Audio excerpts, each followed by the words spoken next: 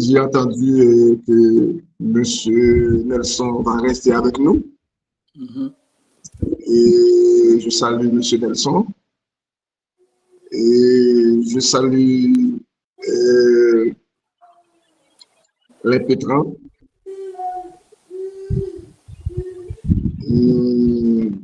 qui va faire sa présentation. Et son sujet, c'est, alors, les Pétrans, c'est Madame Sajine Wagnac. On va intervenir sur ce sujet, influence du style de leadership du directeur sur la motivation des enseignants, car Institut chrétien, la semence de HAP, Jolibois, année 2020-2023. Je souhaite à tout un chacun et bonne participation et surtout bon travail à l'impetrable, bonne présentation.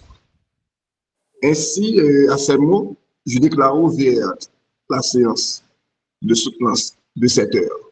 Merci.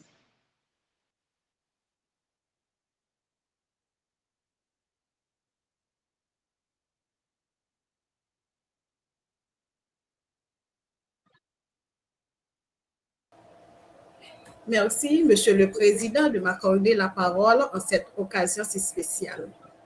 Monsieur le Président, Messieurs les membres du jury, chers participants en présentiel qu'en distanciel, bonsoir. Je me sens très honorée de votre participation à cette présentation s'inscrivant dans un cadre académique et scientifique. Je vous remercie d'avoir passé du temps à la lecture et à l'examen de ce mémoire, ce qui nous permet d'arriver aujourd'hui à cette étape importante qu'est la soutenance portant sur le sujet « Influence du style de leadership du directeur sur la motivation des enseignants » cas de l'institution chrétienne La Semence de Jolibois de 2020 à 2023. Ma présentation s'articulera autour des principaux points suivants: la problématique, les objectifs poursuivis, l'approche méthodologique adoptée, les résultats obtenus, puis la conclusion. Le leadership occupe aujourd'hui une place centrale dans la gestion des établissements scolaires.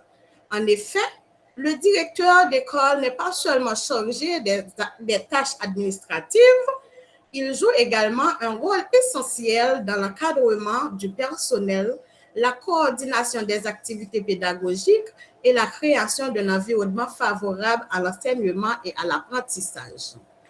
Dans le contexte de l'établissement en question, nous avons observé que les enseignants ne réagissent pas tous de la même manière aux pratiques de gestion de leur directeur.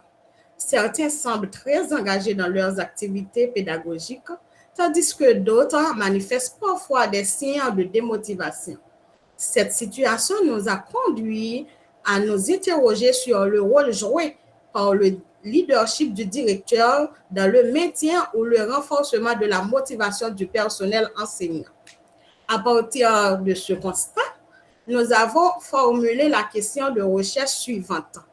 De quelle manière les différents styles de leadership adoptés par le directeur influencent-ils la motivation des enseignants en termes d'effets positifs et négatifs sur leur engagement professionnel et leur performance pédagogique? Afin d'apporter une réponse à cette question, nous avons formulé l'hypothèse suivante qui est le style de leadership du directeur exerce une influence déterminante sur la motivation des enseignants, positif lorsqu'il est participatif et négatif lorsqu'il est autoritaire. Cette recherche poursuit un objectif général qui consiste à analyser l'influence du style de leadership sur la motivation des enseignants. Pour atteindre cet objectif général, plusieurs objectifs spécifiques ont été définis. Il s'agit d'abord d'influencer le style de leadership pratiqué par le directeur, ensuite d'analyser le niveau de motivation des enseignants, puis d'examiner le lien existant entre le style de leadership et la motivation des enseignants.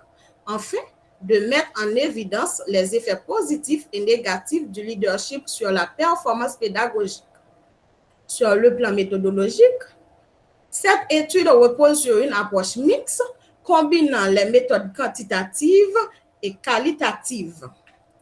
Le terrain de l'étude étudiée est l'institution chrétienne La Semence, qui est située dans la localité de Adjolibois, dans la section communale Frangipane, commune Fond-des-Blancs, sud d'Haïti. La population concernée est composée des enseignants de l'établissement. Notre échantillon comprend 10 enseignants du primaire sélectionnés selon la technique d'échantillonnage par provenance et un directeur. Pour collecter les données, nous avons utilisé deux principaux instruments. Premièrement,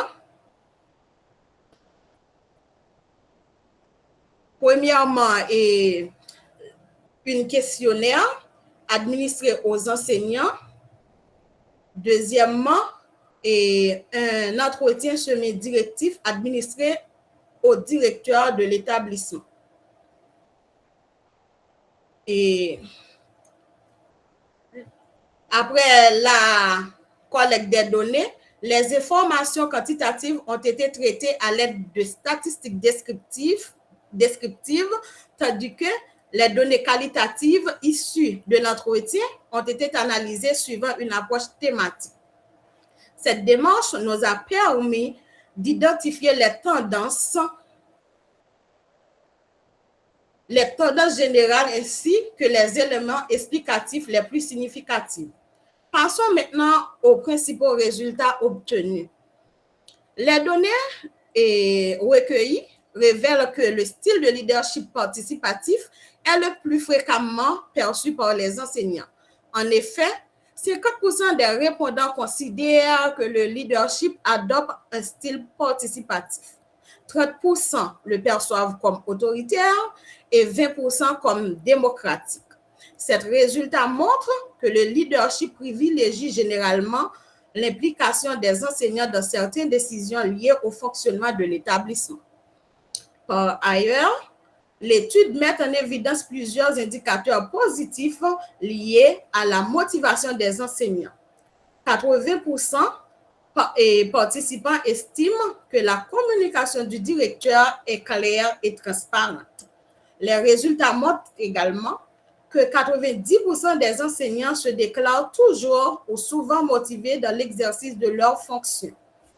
En outre, 80% des répondants reconnaissent que le style de leadership du directeur influence directement leur motivation professionnelle. Cependant, l'étude révèle également certains points qui méritent d'être améliorés. En effet, 60% des enseignants estiment que davantage d'efforts devraient être consentis en matière de reconnaissance professionnelle et de communication. L'analyse de l'ensemble des données nous a permis de vérifier l'hypothèse de recherche.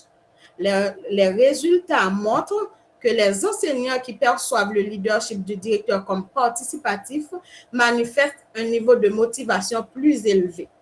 À l'inverse, les comportements associés à un leadership plus autoritaire sont parfois perçus comme des facteurs susceptibles de réduire la motivation.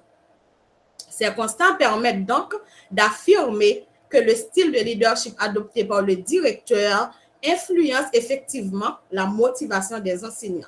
Plus le leadership est participatif et fondé sur la communication, plus il favorise l'engagement et la satisfaction professionnelle. Pour conclure, cette recherche avait pour objectif d'analyser l'influence du style de leadership du directeur sur la motivation des enseignants. Les résultats obtenus montrent que le leadership participatif constitue le style dominant et qu'il contribue à renforcer la motivation des enseignants.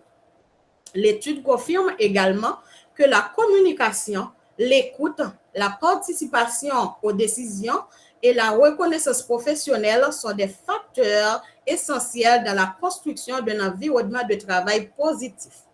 Toutefois, cette recherche présente certaines limites. D'une part, le nombre relativement restreint de participants limite la portée des résultats. D'autre part, l'étude a été réalisée dans un seul établissement scolaire, ce qui ne permet pas de généraliser les conclusions à l'ensemble des écoles.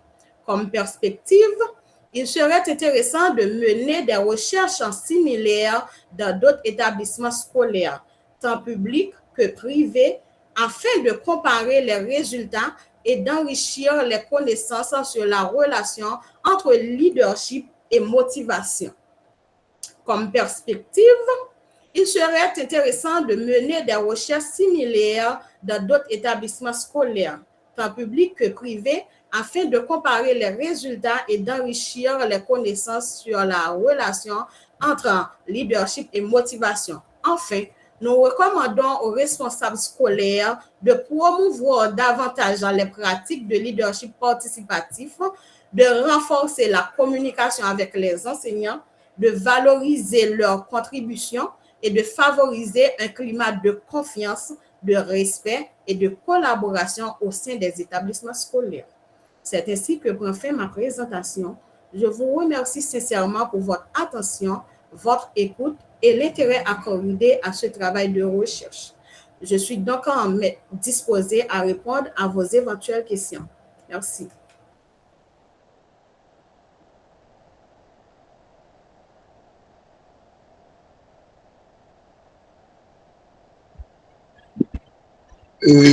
Maintenant,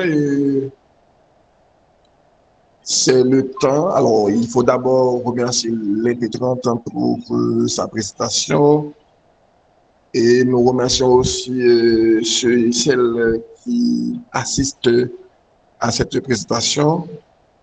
Et nous disons merci particulièrement à M. Nelson qui va jouer le rôle de rapporteur à qui nous donnons la parole maintenant en vue d'interroger l'intégrante sur son travail en entier. Merci. Merci, Dr. André, pour votre présidence. Et un grand merci à Hector pour l'accompagnement, à Sagine. Sagine, une question personnelle. Tu es de Petit-Goâve? Non, je suis à Adjolibois, commune et Fondé-Blanc. Ah, ben oui, la famille Wagnac, c'est à Fondé-Blanc. Et je me suis trompé, parce que j'ai connu pas mal de Wagnac à Port-au-Prince dans mon temps. J'étais très intelligent, hein, ces Wagnac là. Et vous voyez ça, moi aussi, je suis très intelligente. C'est pas possible. En tout cas, donc tu as fait une présentation claire et je pense que le travail est correct. Et sauf que, est-ce qu'il y a nécessité d'avoir des guillemets dans le libellé du sujet? Je ne sais pas trop. Je ne crois pas vraiment. Deuxième chose, je mettrai moi-même en sous-titre cette question de cas. D'ailleurs, tu écris cas, virgule, institution chrétienne, je lui ai amené. Donc, ce cas de l'institution chrétienne, là, seulement. Donc, je mettrai ça entre parenthèses, comme sous-titre.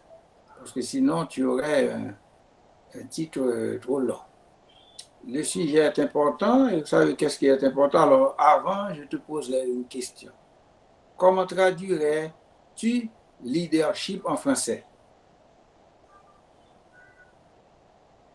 Quel serait un correspondant de l'expression leadership?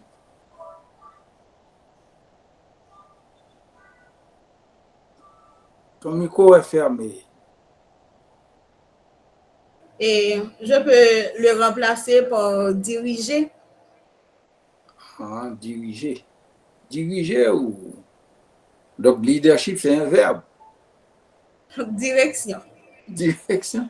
Donc, tu verrais influence du style de direction du directeur.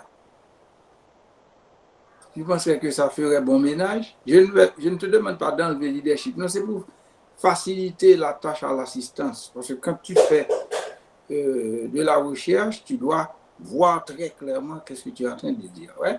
C'est sur l'influence du style de direction du directeur.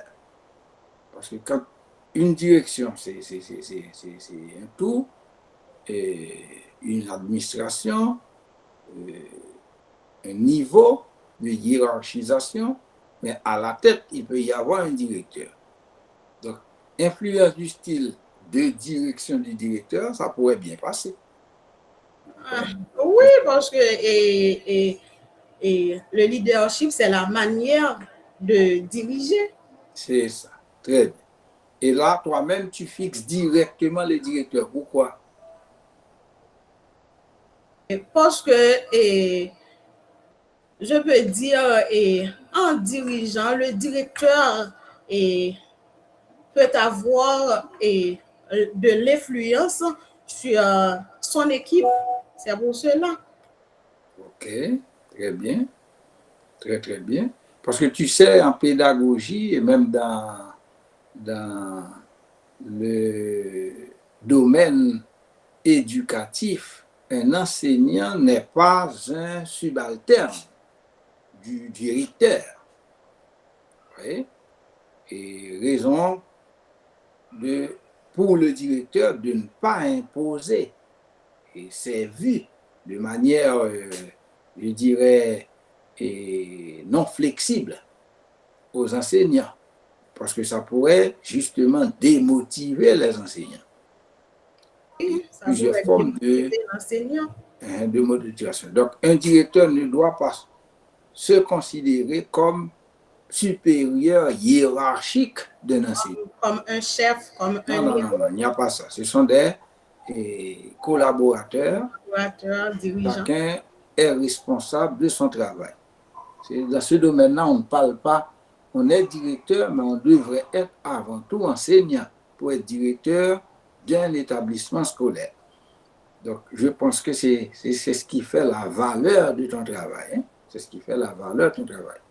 Maintenant, si on va dans le texte, et je te reproche, et sur le plan de la forme, d'avoir des titres trop universels. Il y a des titres qui sont vraiment universels. Je prends un exemple. Par exemple, cadre conceptuel, cadre théorique et conceptuel. Oui, c'est universel. Quelqu'un qui lit le travail pourrait s'attendre à ce que tu traites du cadre théorique et conceptuel.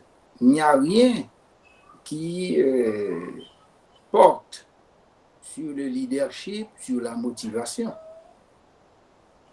Donc, en isolant le titre du chapitre, de son contenu, quelqu'un qui voit ça pourrait s'attendre à ce que Sagine parle de ce qu'est un cadre théorique et conceptuel.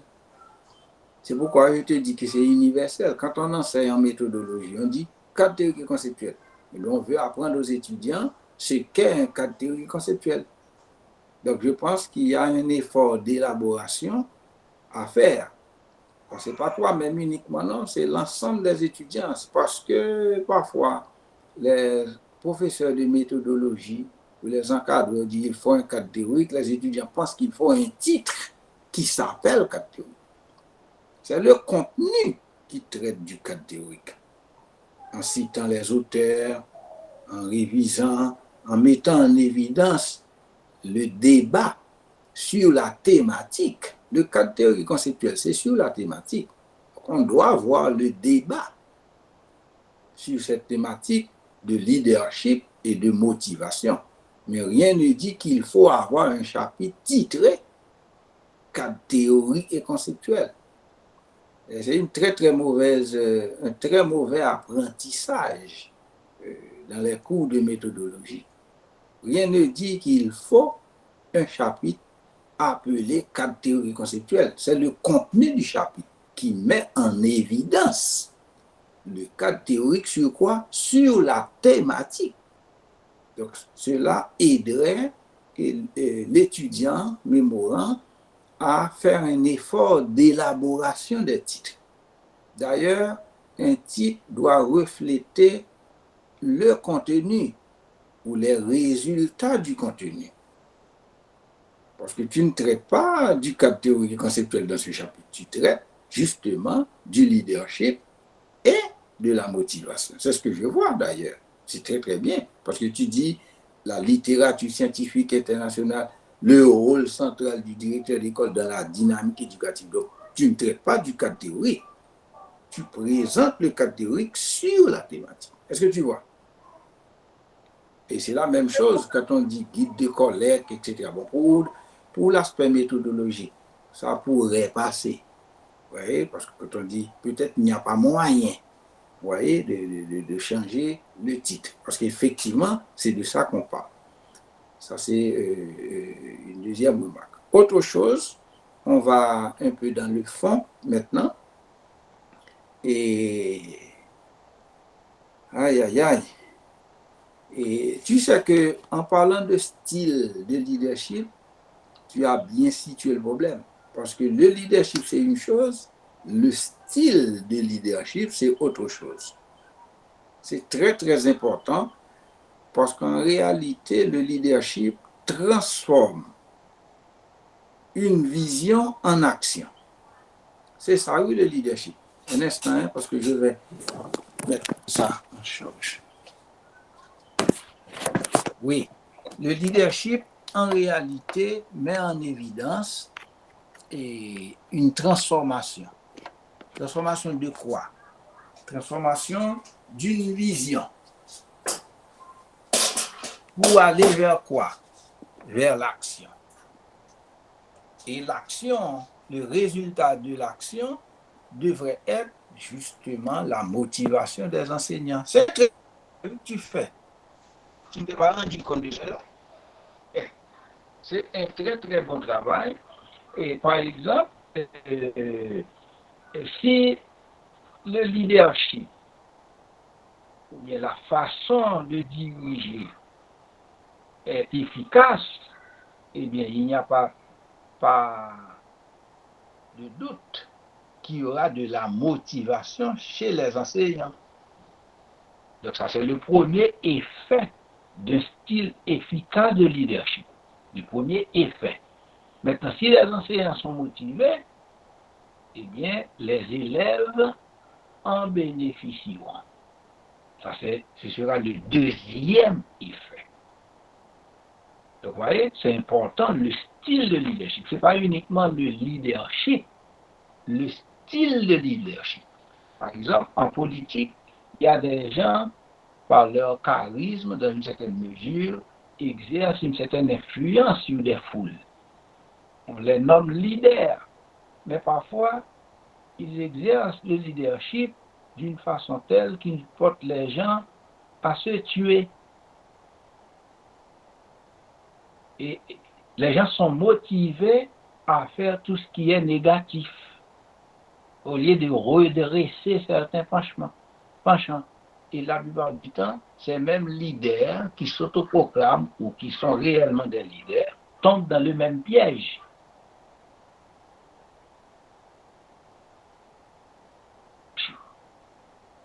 Donc, je pense que sur cette base, et le travail est très intéressant et que les éléments de perspective sont bons. Les éléments de perspective que tu rappelles. Mais je t'aurais également conseillé d'enlever les questions de recommandation. On ne demande pas aux étudiants de recommander quoi que ce soit à qui que ce soit.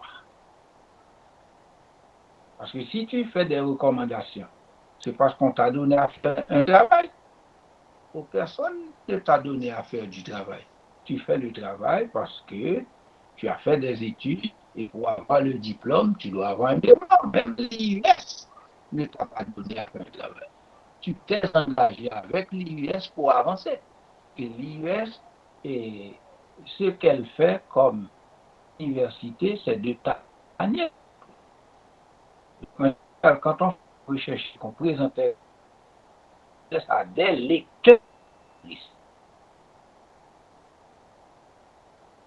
Tu n'écoutes pas? Tu n'écoutes pas? Il y a des coupures de temps à autre. De temps à autre. Hein? Je vais trop vite. Peut-être là le problème. Et est-ce que tu m'écoutes maintenant? Oui, c'est bon maintenant.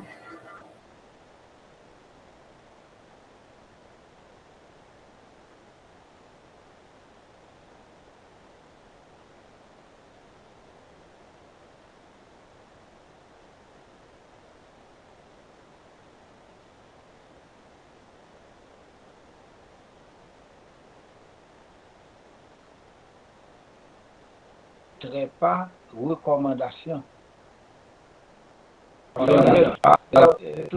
Et je ne crois pas avoir.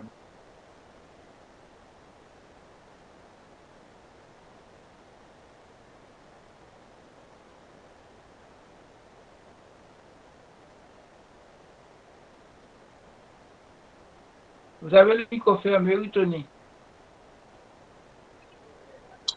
Je suis là et tous mes remerciements vont à l'endroit. Est-ce que vous avez terminé, monsieur Nelson? Oui. D'accord. Alors, j'ai le micro maintenant. Demande à Sagine de départager l'écran parce que ça peut influencer sur... Oui, sur la communication, quoi. Est-ce que ça peut marcher maintenant?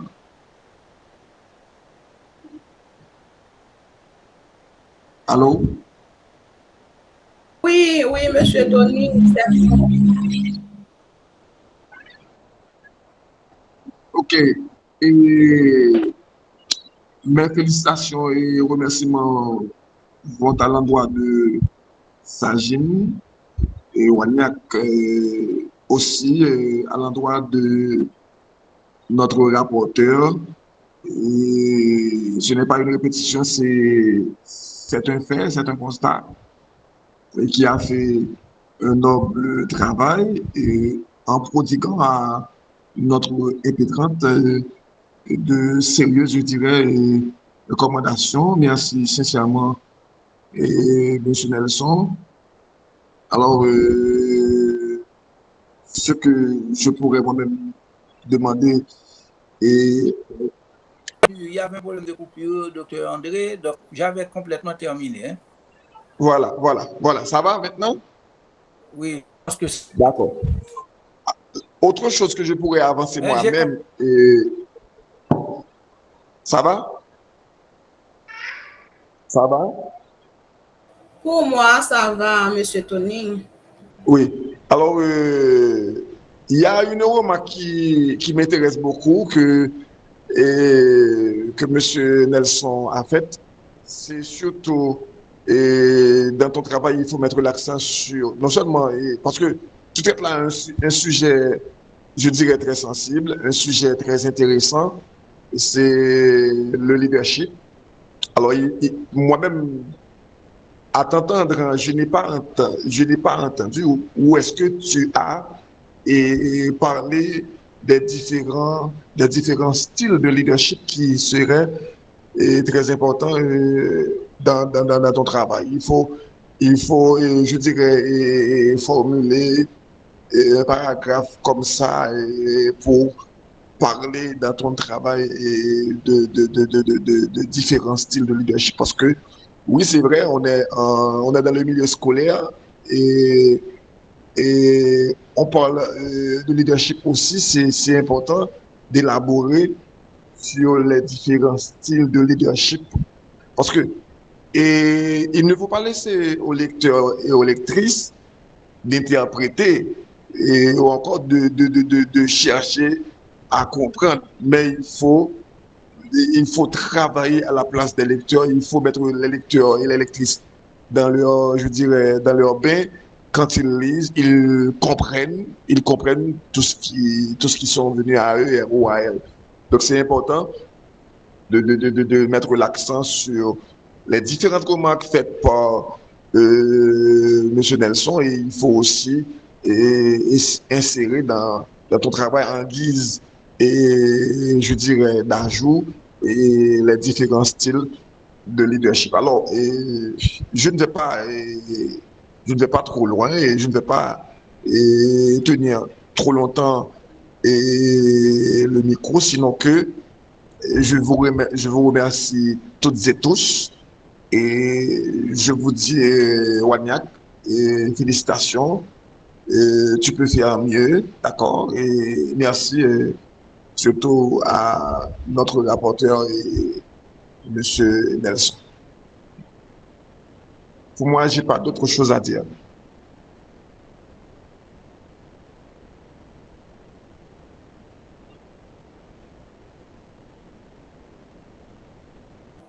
Et merci, Monsieur Tony. Et une petite remarque, s'il vous plaît. Et j'ai élaboré quelques styles de leadership dans mon travail. Et donc, c'est dans le cadre conceptuel, comme M. Nelson vient de mentionner pour moi, et comme titre qui n'est pas tellement important. Donc, dans le fond du cadre théorique, donc, j'ai parlé de style de leadership et les styles de leadership, tout ça. D'accord, d'accord. Alors, je ne sais pas, est-ce que M. Nelson a autre chose à dire? Sinon, je vais fermer la séance. Alors, j'attends M. Nelson. Et aussi, je vais t'accorder quelques secondes de conclure. Vous avez oublié mon encadreur? Oh, veuillez m'excuser. Excusez-moi, monsieur l'encadreur, et toutes mes excuses. Oui, je ne sais pas, est-ce que l'encadreur, il a quelque chose. Non, c'est quand même, il va avoir quelques mots.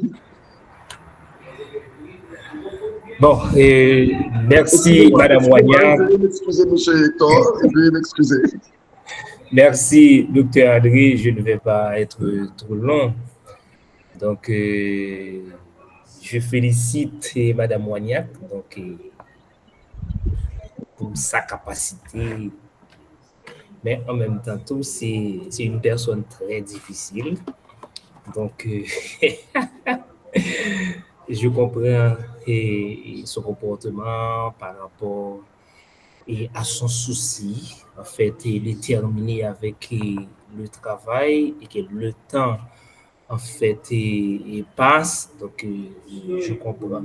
Mais effectivement, c'est quand même, en fait, un très beau travail.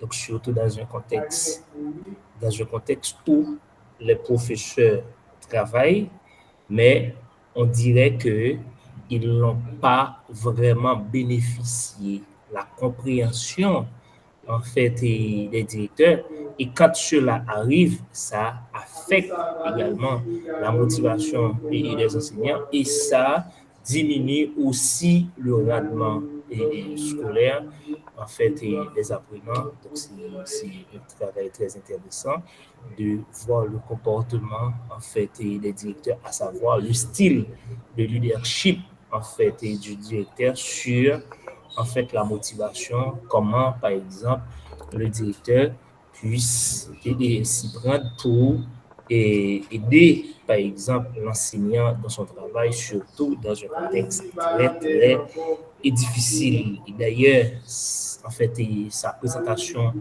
orale vient de montrer toute sa capacité en quelque sorte à aller de l'avant. Donc, je souhaite que Madame Wagnac continue en fait à aller au-delà de la licence. Donc, nous avons besoin, par exemple, une telle capacité et je souhaite aussi qu'elle partage en fait ce travail avec d'autres responsables de l'école et pourquoi pas donner des conférences, inviter certains professeurs et certains directeurs et même des professeurs aussi sur l'importance en fait de leadership au sein de l'administration scolaire. Ça peut en quelque sorte porter à améliorer certaines situations. Donc, merci et messieurs et docteur Tony, et merci également au rapporteur professeur Sylvestre. Donc, nous allons travailler pour voir comment, en fait, nous allons apporter des modifications concernant les remarques qui sont tout à fait précieuses en fait, pour l'avancement et même l'élaboration, une meilleure élaboration du travail. Donc, merci, Monsieur le Président.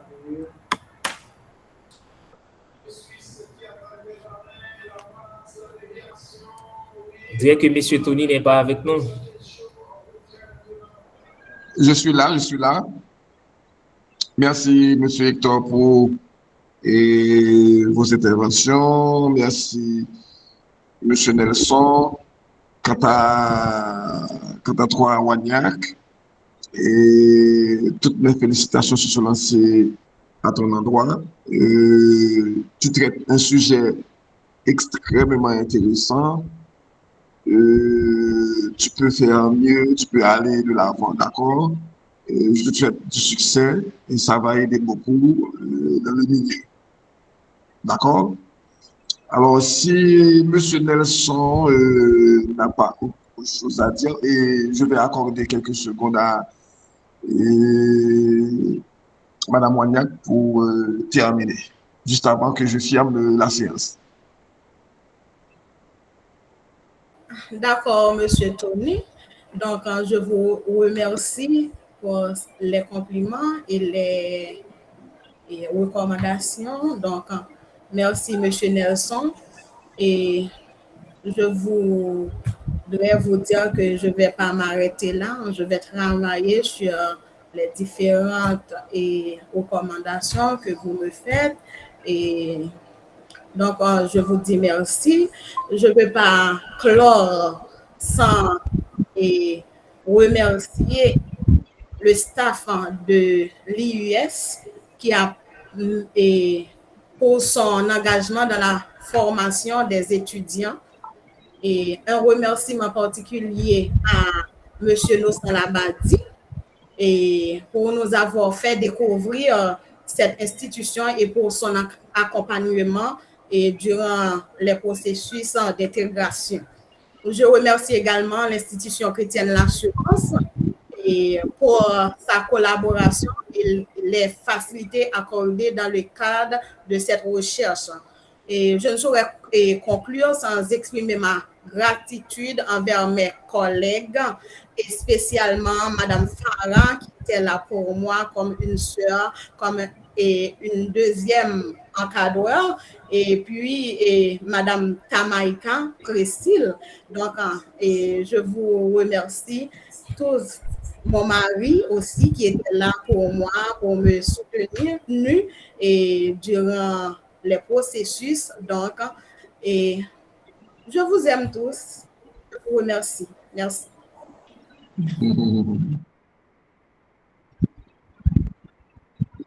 Monsieur Nelson, et vos derniers mots?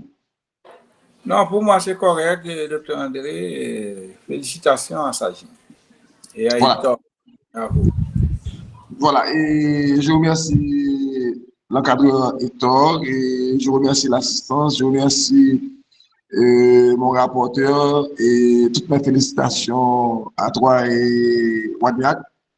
À la prochaine, je déclare que la séance est levée.